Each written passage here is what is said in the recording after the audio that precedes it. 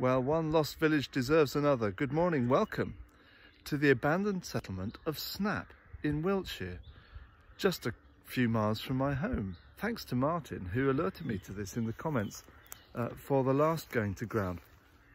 And it's great to be with you this morning. Sorry I couldn't post yesterday.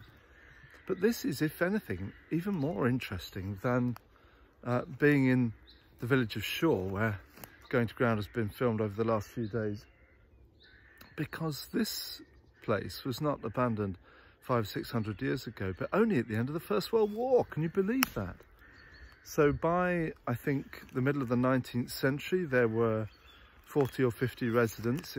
It was never big. It was always a little hamlet. And the farming type changed.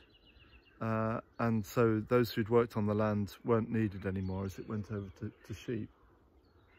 And I read online that by 1909 there were a couple of residents left, a couple of cottages inhabited, and by the end of the First World War everybody had gone. And there are some rather alluring photographs online of ramshackle cottages. Well, all of the buildings were taken down, the brick used, the materials used elsewhere, but there is still, I'm thrilled to say, indication of former dwellings, and I'm standing by one now. Look, it's not much to look at, but these bricks are a former house here, quite clearly, when you're amongst them. And there's some more. There's a sort of tumble down arrangement of rubble that is the kind of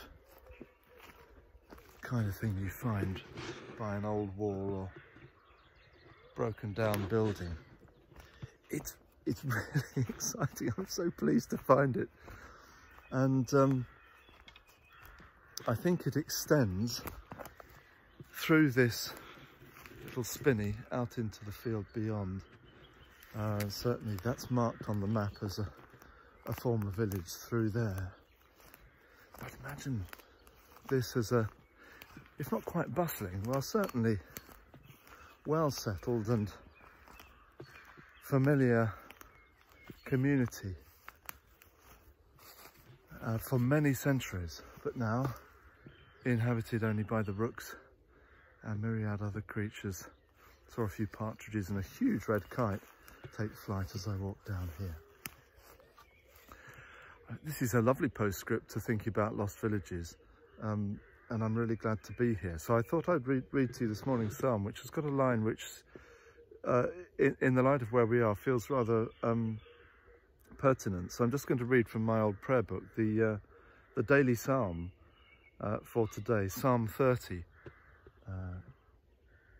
and allow you to have a little look around Snap, or Snape as it was called in medieval times, but I think latterly Snap, and there's a Snap farm nearby, as is often the case, the farm indicating the former history of the place. I will magnify me, O Lord, I will magnify thee, O Lord, for thou hast set me up, and not made my foes to triumph over me. O Lord my God, I cried unto thee, and thou hast healed me. Thou, Lord, hast brought my soul out of hell. Thou hast kept my life from them that go down to the pit. Sing praises unto the Lord, O ye saints of his, and give thanks unto him for a remembrance of his holiness. For his wrath endureth but the twinkling of an eye, and in his pleasure is life. Heaviness may endure for a night, but joy cometh in the morning. And in my prosperity I said, I shall never be removed. Thou, Lord, of thy goodness hast made my hills so strong. Thou didst turn thy face from me, and I was troubled. Then cried I unto thee, O Lord, and gat me to my Lord right humbly. What profit is there in my blood when I go down to the pit? Shall the dust give thanks unto thee, or shall it declare thy truth? Hear, O Lord, and have mercy upon me. Lord, be thou my helper. Thou hast turned my heaviness into joy. Thou hast put off my sackcloth and girded me with gladness. Therefore shall every good man sing of thy praise without ceasing. O my God, I will give thanks unto thee forever. It was the line, in my prosperity, I said, I shall never be removed. That one opposite line for an abandoned settlement. In my prosperity, I said, I shall never be removed. We'll be here forever, we're settled. But everything, of course, everything changes. And our deep roots are pulled up. And sometimes our settlements have to be abandoned. But in that psalm is the hope of a new place. That even though the psalmist has been removed and his circumstances have changed, he's lost what he depended upon, he trusts in the Lord, in whom is his hope.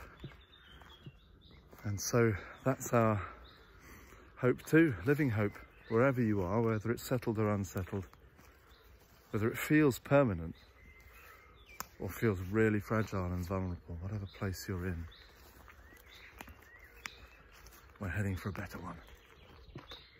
God bless you, friends, as you go to ground.